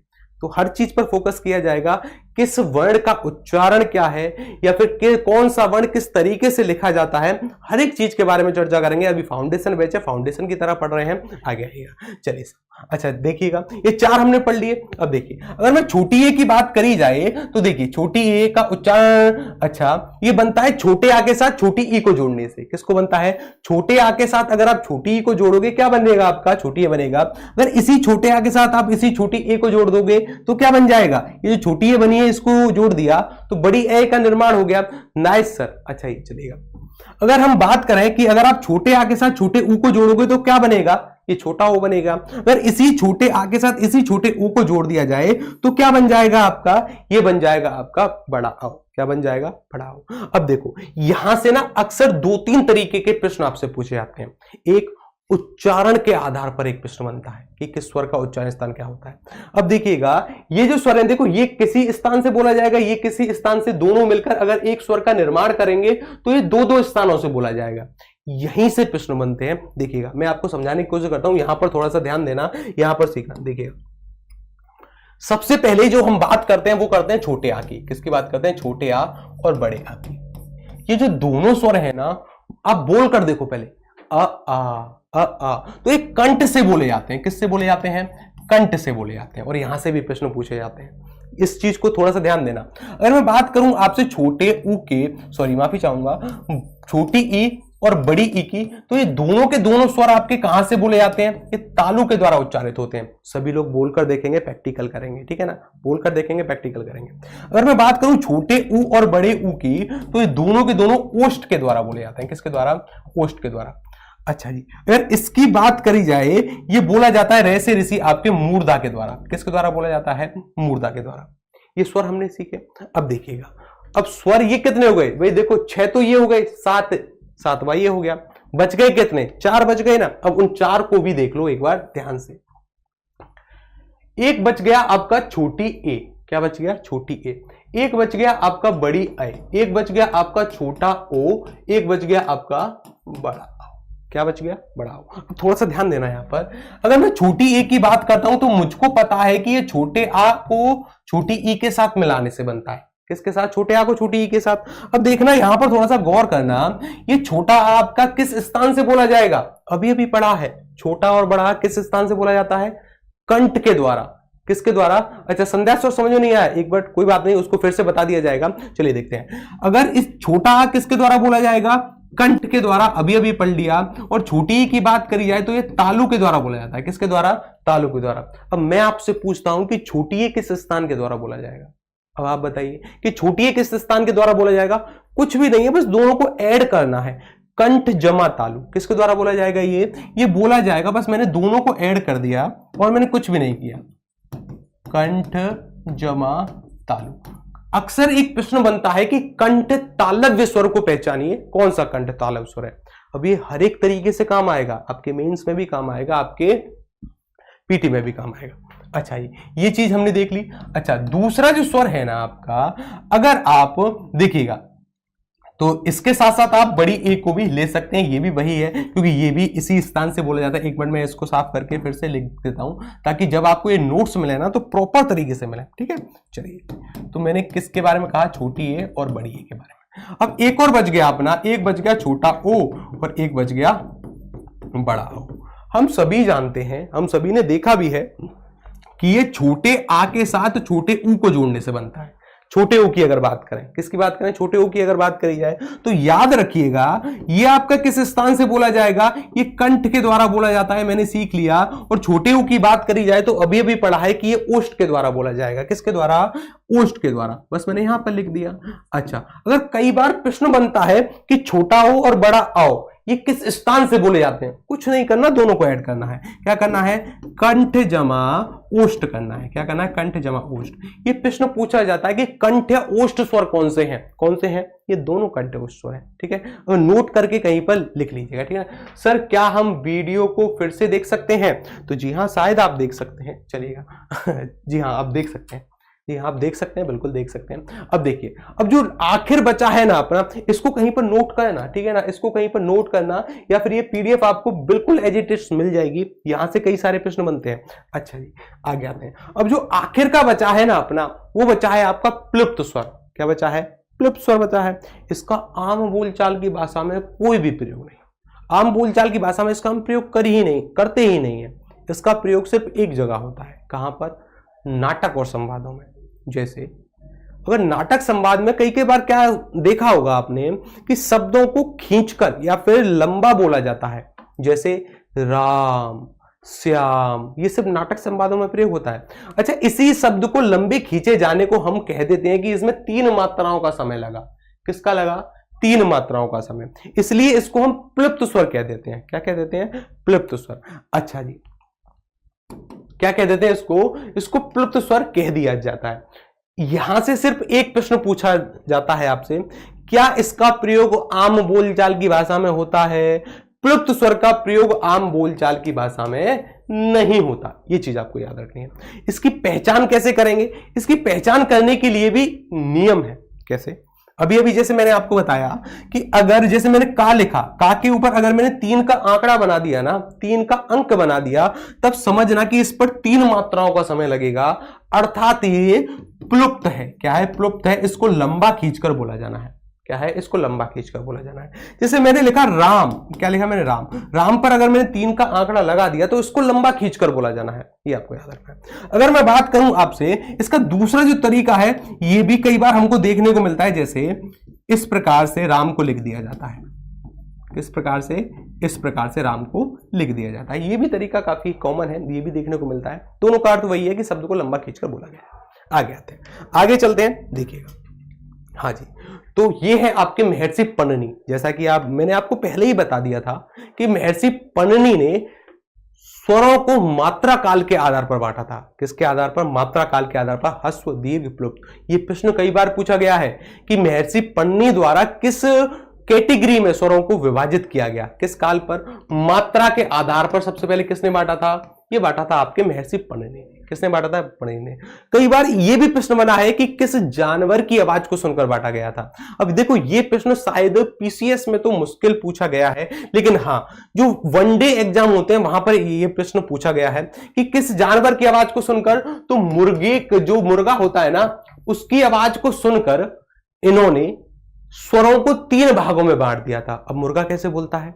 कुकड़ू बोलता है। अब कुकड़ू अगर मुर्गा बोलेगा तो उन्होंने छोटा ऊ लिया, इसको 3 भागों में बांट दिया। किसमें? छोटा ऊ 3 भागों में बांट दिया। इसको कह दिया उन्होंने मूल स्वर, इसको कह दिया उन्होंने दीर्घ स्वर, और इसको कह दिया उन्होंने प्लुप्त स्वर। क्या कह दिया? प्लुप्त स्वर। आगे चलिए, आगे आते हैं, आगे चलते हैं। हाँ, देखिएगा, यहां पर बस वही जानकारी है कि ये कई बार पूछ लेता है कि किस जानवर की आवाज को सुनकर, तो याद रखिएगा मुर्गे की आवाज को सुनकर इन्होंने बांटा था। आगे आते हैं। अच्छा जी सर, एस का साइन आता है। हाँ, एस का साइन आता है या फिर 3 का साइन आता है। बिल्कुल आपने सही कहा सर, थोड़ा इजी भाषा में पढ़ा हो। अच्छा, इजी भाषा में? ये कठोर भाषा थी। चलिए ये कोई बात नहीं, मैं थोड़ा सा और इजी भाषा में पढ़ाने की कोशिश करूंगा। अब देखो, अब हम बात करेंगे उच्चारण के आधार पर। किसके आधार पर बात करेंगे? उच्चारण के आधार पर। उच्चारण के आधार पर स्वरों के भेद 2 प्रकार से बांटे जाते हैं उच्चारण के आधार पर। किस प्रकार से? एक को कहा जाता है अनुनासिक। क्या कहा जाता है? अनुनासिक स्वर। जो आपने कई बार पढ़े होंगे कि किसी स्वर के ऊपर या फिर किसी शब्द के ऊपर एक अंकी बिंदी होगी, चंद्र बिंदु होगा, तो उनको क्या कहेंगे? उनको कहेंगे हम अनुनासिक। इसको भी डिटेल में देखेंगे। अच्छा जी, देखिएगा, इसका जो संस्कृत के अनुसार जो सूत्र होता है ना, हालांकि ये पूछा नहीं जाएगा, सूत्र कभी नहीं पूछा जाता।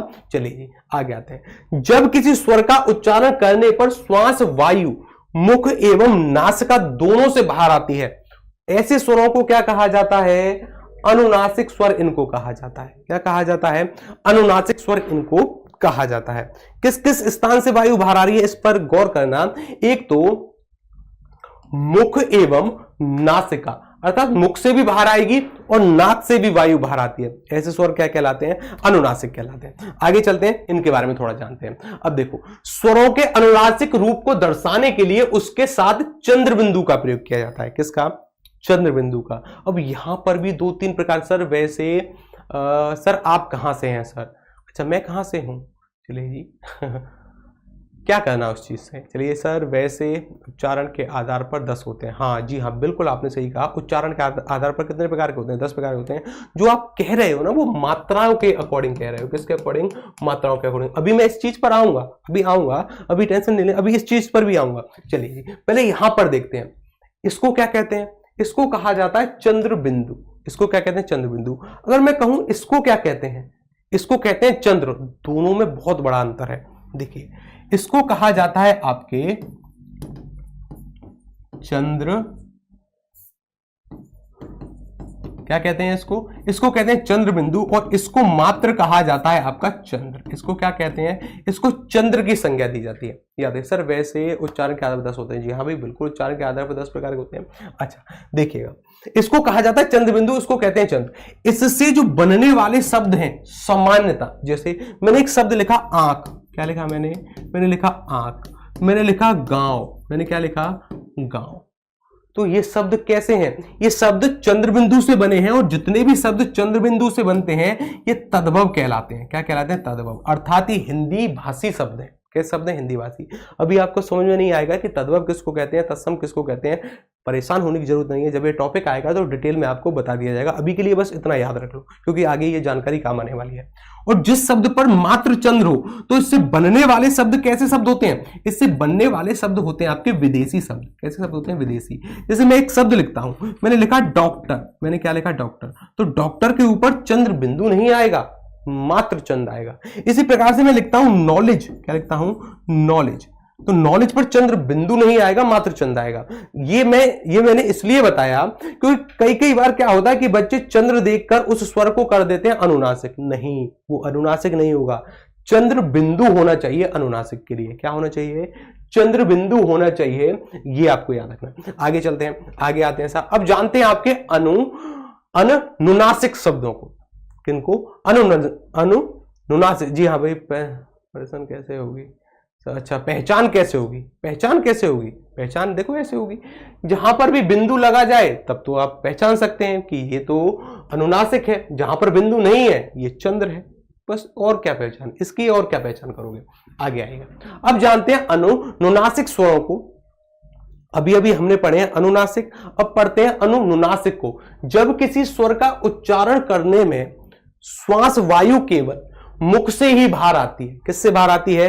सिर्फ श्वास या फिर जो वायु है आपकी वह मुख से ही बाहर आएगी। नाक का इसमें कोई योगदान नहीं रहेगा, क्योंकि अगर नाक से भी वायु बाहर आने लगी तो उसको तो हम अनुनासिक कह देंगे। अच्छा जी, तो कहां से वायु बाहर आती है? सिर्फ मुख से ही वायु बाहर आती है। अपने मूल रूप में चंद्र बिंदु के बिना लिखे हुए सभी स्वर क्या कहलाते हैं? ये कहलाते हैं आपके अनुनासिक। क्या कहलाते हैं? अनुनासिक। जैसे देखिएगा, अगर मैंने लिखा छोटा आ, ये क्या है? माफी चाहूंगा, अनुनासिक स्वर है। अगर मैंने कहा छोटी ई, अगर मैंने कहा बड़ी ई, अगर मैंने कहा छोटा ऊ, अगर मैंने कहा बड़ा ऊ, अगर इनके ऊपर कोई बिंदु नहीं है, क्या नहीं है? या तो कोई चंद्र बिंदु नहीं है या फिर कुछ ऐसा बिंदु नहीं है, तब तक आप इसको अनुनासिक नहीं करेंगे। याद रखिएगा, यहां से कई बार प्रश्न बनते हैं और बच्चे गड़बड़ कर देते हैं। बच्चे प्रश्नों का उत्तर सर पहले सिलेबस बता देते। पहले सिलेबस मैंने बता दिया है, अगर आप वीडियो को शुरुआत से देखेंगे तो जी हाँ, सिलेबस बता दिया गया है। चलिए जी, अच्छा आगे चलें। तो ये सभी क्या होंगे? ये सभी के सभी 11 स्वर। अगर इन पर कोई बिंदु नहीं लगा है, कोई चंद्र बिंदु नहीं लगा है, तब हम इनको कहेंगे आपके अनुनासिक। क्या कहेंगे? अनुनासिक। आगे आते हैं, आगे चलते हैं, देखिएगा। अब हम बात करेंगे ओष्ठों की आकृति के आधार पर, कि ओष्ठों के अनुसार बिना स्वरों को कई प्रकारों से बांटा गया है। अच्छा देखते हैं, इसके जो प्रकार है ना, वो प्रकार बांटे गए हैं 2 प्रकार से। पहले प्रकार का नाम है वृत्ताकार। जैसा कि नाम से पता चलता है कि किन्हीं स्वरों के उच्चारण में मुख की, ये होठों की जो आकृति है वह गोल हो जाए, लगभग गोल हो जाए, तो उनको कहा जाता है वृत्ताकार, या फिर उनको वृत्तमुखी स्वर भी कह देते हैं। दोनों का मतलब एक ही है, समान मतलब है। अच्छा, कई स्वर ऐसे होते हैं जिनके उच्चारण में मुख या फिर जो ओष्ठ हैं आपके वो गोल नहीं होते, उनको कहा जाता है अवृत्ताकार या फिर अवृत्तमुखी स्वर, उनको कह दिया जाता है। अच्छा सर, मेंस के हिसाब से पढ़ाओ। देखिएगा, ये जो बैच है ना, ये फाउंडेशन बैच है। मेंस के हिसाब से सर प्लीज एक्सप्लेन अनुनासिक और आज जी हाँ भाई, देखिए अनुनासिक आपने पूछा कि गुरुजी अनुनासिक को बताइए। देखिएगा, अगर किसी स्वर के ऊपर कोई बिंदु ना हो, क्या ना हो, जैसे देखो मैंने यहां पर लिखा, मैंने लिखा आ और मैंने ये लिखा आ। अब आपसे पूछेगा निम्नलिखित में से कौन सा अनुनासिक है या फिर कौन सा अनुनासिक नहीं है। किसकी बात कर रहा हूं मैं? अनुनासिक की। अच्छा जी, अनुनासिक किसको कहते हैं? जिसके उच्चारण में जो वायु होती है मुंह के साथ साथ नाक से भी बाहर आती है। किसके साथ? मुंह के साथ साथ नाक से भी बाहर आएगी, तो ये कहलाएगा अनुनासिक। और ये क्या कहलाएगा? ये कहलाएगा आपका अनुनासिक। ये क्या कहलाएगा? अनुनासिक। बहुत छोटा सा अंतर है, लेकिन यही आपको पकड़ना है। आगे पीडीएफ कब मिलेगी? बहुत जल्दी मिल जाएगी जी, आपने कहा, और पीडीएफ तुरंत मिल जाएगी। चलिए जी, पीडीएफ अपलोड करा दी जाएगी बहुत ही जल्दी।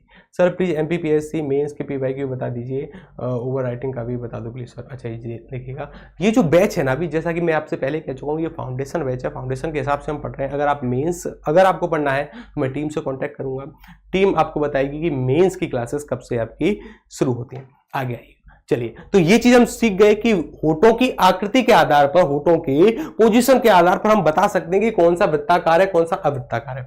अब यहां से किस प्रकार के प्रश्न बनते हैं कि कौन सा अवृत्ताकार है, कौन सा वृत्ताकार नहीं है, या फिर कौन सा होगा, कौन सा नहीं होगा, इस प्रकार के प्रश्न यहां से पूछे जाते हैं। अब देखिएगा, अगर हम बात करें सबसे पहले की कि वृत्ताकार की, तो जैसा कि इसके नाम से क्लियर है, हिंदी की सबसे अच्छी विशेषता पता है क्या है? हिंदी जिस प्रकार से बोली जाती है, उसी प्रकार से लिखी जाती है, उसी प्रकार से समझी जाती है, सबसे अच्छी विशेषता है। जैसे कि वृत्ताकार जैसे ही आपने देखा तो आपको पता चल गया कि होठों की आकृति जो होगी वह वृत्त के समान होगी, लगभग वृत्त के समान होगी। अच्छा जी, अब ये कौन कौन से हैं भाई? देखिएगा, तो जहां पर भी जिन स्वरों के उच्चारण में आकृति गोल हो जाती है, गोल अर्थात वृत्त के समान हो जाती है, कौन कौन से हैं? आप बोल कर देखो, छोटा ऊ, ऊ, ओ, तो ये क्या है? इनके उच्चारण में आकृति कैसी हो गई? होठों की आकृति हो गई गोल। इनकी संख्या भी कई बार पूछी जाती है, तो संख्या कितनी बताओगे? संख्या बताओगे, 4 होते हैं। कितने होते हैं? 4 होते हैं।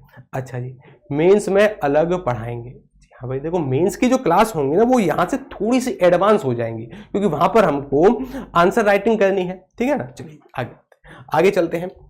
देखिएगा, अब अगर बात करी जाए अवृत्ताकार की, किसकी बात कर रहे हैं हम? अभी हम बात कर रहे हैं अवृत्ताकार की। इसको ध्यान से देखते हैं। अवृत्ताकार अर्थात आगे आ लगा है, किसी भी शब्द के आगे अगर आ लगा दिया जाता है, उसका अर्थ हो जाता है नहीं। क्या हो जाता है?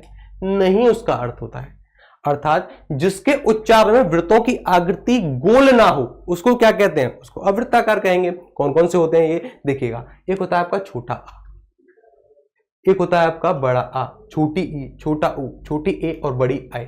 ये कितने होते हैं? देखो 4 तो वो थे, ये हैं आपके 4 2 6। कितने हैं? 6। अब यहां पर देखिएगा, ये तो थे आपके वृत्ताकार जिनके उच्चारण में आकृति गोल हो जाती है, और ये थे आपके अवृत्ताकार। ये कितने थे? ये थे आपके अवृत्ताकार। यहां से भी प्रश्न पूछे जाते हैं। सामान्यतः जो प्रश्न बनते हैं ना, वो प्रश्न बनते हैं कि कौन सा अवृत्ताकार नहीं है। नहीं को लेकर कई बार प्रश्न पूछे गए हैं। किसको लेकर? नहीं को लेकर ज्यादातर प्रश्न पूछे गए हैं, तो इस पर गौर करिएगा, ठीक है ना। आगे आते हैं। चलिए अब हम बात करेंगे जिह्वा की उत्पत्ति के आधार पर। किसके आधार पर? जिह्वा की उत्पत्ति के आधार पर, कि जिह्वा की उत्पत्ति के आधार पर स्वरों का वर्गीकरण किस प्रकार से किया गया था। अब देखिएगा, जिह्वा की उत्पत्ति के भाग के आधार पर अगर हम स्वरों का वर्गीकरण देखें, तो ये 3 प्रकार से बांटे गए हैं, और हम सभी को पता है कि अग्र स्वर, मध्य स्वर और पश्च स्वर। लेकिन फिर भी एक बार इनको पढ़ लेते हैं, क्योंकि यहां से कई बार प्रश्न पूछे जाते हैं। अब देखिएगा, ये क्या है? ये एक जीभ है किसी बच्चे की। तो इस जीभ के जो आगे वाले भाग, ये जो आगे वाला भाग है, एक मिनट में पेन का कलर चेंज करता हूं। देखिएगा, मैंने रेड किया। देख, ये जो आगे वाला भाग है बच्चे की जीभ का, इस आगे वाले भाग से कई स्वर बोले जाते हैं, और उन्हीं स्वरों को उन्हीं स्वरों को अग्र स्वर कह दिया जाता है। क्या कह दिया जाता है? अग्र स्वर, जिसके बारे में हम पढ़ रहे हैं। क्या कह दिया जाता है? अग्र स्वर। देखिएगा, अब अग्र स्वर की अगर हम बात करते हैं, अगर आपको कोई भी जानकारी अच्छी लगे, सर प्लीज सर टीम से बोलना, बच्चों का मेंस पहले पढ़ा है वो 1 साल बाद होगा। जी हाँ, मैं बिल्कुल कहूँगा, ये चीज बिल्कुल कही जाएगी, और मेंस की भी क्लासेस आपकी बहुत जल्दी से शुरू हो जाएंगी, इसके लिए आप निश्चिंत रहें, ठीक है। हाँ जी, देखिएगा, अग्रस्वर हम पढ़ रहे थे। अग्रस्वर अर्थात ये जो आगे वाला भाग है ना, इस स्थान से बोले जाते हैं। आप सभी बोलकर देखेंगे और देखेंगे कि वाकई में जीभ का आगे वाला भाग प्रयोग होता है। अब बोलो, छोटी ई, क्या है? ई, ई, ए। ये क्या है? ये है आपके अग्रस्वर 4। अब इनको याद करने की एक अच्छी ट्रिक है।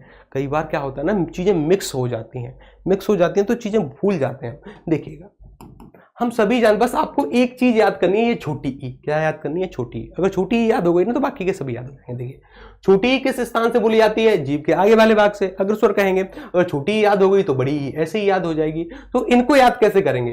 अगर आपको पता होगा, मैंने अभी बताया है कि छोटी ई किस किस से बनती है। ये छोटे आ के साथ छोटी ई को जोड़ने से बनती है। किसको? छोटे आ के साथ छोटी ई को। तो इसमें भी छोटी ई विद्यमान है। छोटी ई विद्यमान है तो जीभ का आगे वाला भाग प्रयोग होगा। अगर आगे वाला भाग प्रयोग होगा तो इसको हम क्या कहेंगे? इसको अग्रस्वर कहेंगे। क्या कहेंगे? अग्रस्वर कहेंगे। बस यही यहां से प्रश्न बनते हैं आपके। तो अग्रस्वर की कई बार संख्या भी पूछी जाती है। तो अग्रस्वर की संख्या कितनी होती है? 4 बताई गई है। कितनी बताई सर? टाइमिंग क्या रहेगी सर? टाइमिंग रहेगी देखो 12 बजे के करीब, कितनी रहेगी 12 बजे रहेगी। आप उस चीज की तरफ से बेफिक्र रहिए, टाइमिंग के बारे में आपको कल से प्रॉपर बता दिया जाएगा एक एक चीज के बारे में, ठीक है ना, क्योंकि अभी क्या है, अभी सेटअप नया है, चीजें आज पहली क्लास है, तो अब जैसे जैसे टाइम टेबल बनेगा वो आपको बता दिया जाएगा, कल की क्लास में आपको बिल्कुल प्रॉपर टाइम टेबल बता दिया जाएगा। ये हम सीख गए कि अग्रस्वर क्या होते हैं। अब थोड़ा सा और आगे आते हैं, आगे देखते हैं। अब हम बात करते हैं आपके मध्य स्वर की, किसकी, मध्य स्वर की। जैसा कि नाम से क्लियर है, हर चीज नाम से क्लियर होगी। ये जो जीभ का मध्य वाला भाग है ना, ये इसके द्वारा मात्र इकलौता स्वर बोला जाता है। क्या नाम है उसका, ये छोटा आ। आप सभी बोलकर देखेंगे अ, तो आपको महसूस होगा कि ये जो ध्वनि है ना, जिह्वा के मध्यम भाग में हल्का सा कंपन महसूस होता है, या जिह्वा के मध्य भाग से ये ध्वनि आई है, तो इसको क्या कहेंगे, इसको कहा जाएगा मध्य स्वर, और इकलौता है इसलिए सर्वाधिक पूछा जाता है। क्या है, इसलिए सर्वाधिक पूछा जाता है।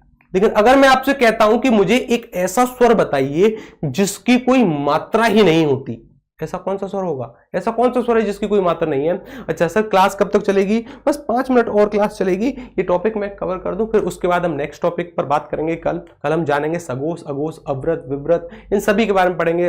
अल्प प्राण, महाप्राण, व्यंजन क्या होते हैं, व्यंजन का उच्चारण स्थान क्या होता है, हर एक चीज के बारे में पढ़ेंगे। अभी मात्र 5 मिनट और क्लास चलेगी बस। चलिए देखिए, हम सीख गए कि मध्य स्वर अर्थात जीव के ये जो मध्य वाला भाग है, इससे कौन सा स्वर बोला जाता है, छोटा आ बोला जाता है। आप सभी लोग बोलकर देखेंगे, प्रैक्टिकल करेंगे। जब तक प्रैक्टिकल नहीं करेंगे ना, याद रखिएगा 2 दिन चीजें याद रहेंगी, 4 दिन याद रहेंगी, लेकिन कुछ समय के बाद चीजें दिमाग से स्किप हो जाती हैं। जी हाँ, बिल्कुल आपने सही कहा, आगे आइएगा। अब देखो, एक और टॉपिक बचता है आपका पश्च स्वर। जैसे कि हम जानते हैं, ये जो जीभ का पीछे वाला भाग है, ये जो पीछे वाला भाग है, इसके द्वारा भी कुछ विभिन्न स्वर बोले जाते हैं। उनको क्या कह देते हैं हम, उनको कह देते हैं पश्च स्वर। ए, हाँ भाई बिल्कुल सर, थोड़ा आराम से पढ़ाओ। लगता है स्पीड थोड़ी सी तेज हो रही है, क्या हो रही है, लगता है स्पीड। सर जो टॉपिक उसका रिलेटेड एमसीक्यू अपलोड करवा दीजिए प्रैक्टिस के लिए। हाँ, ये मेरी जिम्मेदारी है, जो भी टॉपिक पढ़ाया जाएगा ना आपका, उससे रिलेटेड जो भी एमसीक्यू हैं आपके, वो आपके अपलोड करा दिए जाएंगे आपकी प्रैक्टिस के लिए, ठीक है।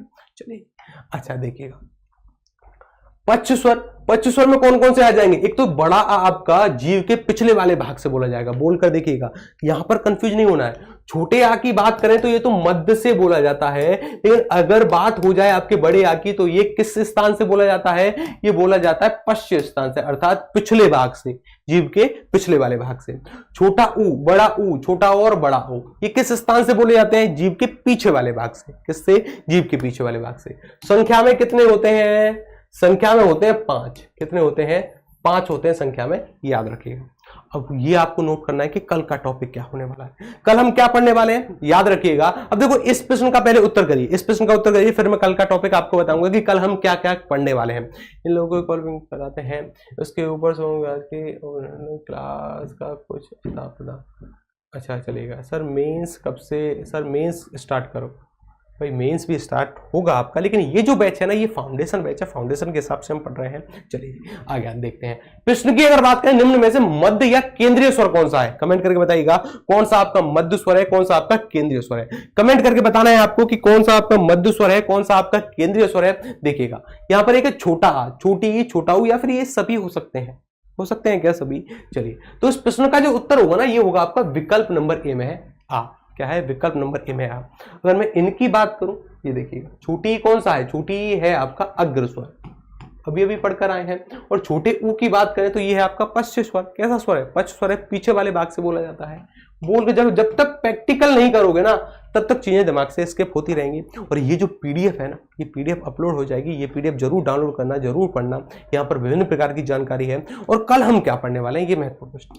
कल हम पढ़ेंगे आपके मुखाकृति के आधार पर स्वर कितने प्रकार के होते हैं, 4 प्रकार के होते हैं। इन चारों प्रकारों को हम जानेंगे कि समृद्ध स्वर किसको कहते हैं, विवृत स्वर किसको कहा जाता है, अर्ध समृद्ध स्वर किसको होते हैं, इनका प्रयोग कहां पर किया जाता है, अर्ध विवृत को भी जानेंगे, और अयोगवा जानेंगे कि अयोगवा क्या होते हैं। हर एक चीज को जानेंगे कल की क्लास में। तो कल आपका इंतजार रहेगा, ठीक है ना, कल आपका इंतजार रहेगा कल की क्लास में। तब तक के लिए नमस्कार, राधे राधे, पढ़ते रहिएगा, मुस्कुराते रहिएगा। और जो आपने कहा है ना मेंस के लिए, मैं अभी टीम से बात करता हूँ, मेंस के लिए भी कुछ ना कुछ किया जाएगा। हम आंसर राइटिंग की भी प्रैक्टिस जरूर करेंगे। सर सी सेट के लिए बताएं, हाँ भाई सी सेट के लिए ही ये क्लास है। सी सेट की अगर बात करिए ना, तो वहां पर 4 गद्यांश आपके पूछे जाते हैं। कितने, 4 गद्यांश आते हैं, हम सभी जानते हैं। उनसे 20 प्रश्न होते हैं। और 30 से 35% का हिस्सा होता है व्याकरण का। बाकी के शब्दकोश से प्रश्न आ जाते हैं, जैसे लोकोक्ति पूछ लेगा, पर्यायवाची पूछ लेगा, विलोम शब्द पूछता है, तत्सम तद्भव पूछता है, अनेकार्थक पूछता है, हर एक चीज के बारे में जानेंगे। सबसे पहला जो टॉपिक हम कवर कर रहे हैं ना, वो कर रहे हैं व्याकरण। क्या कर रहे हैं?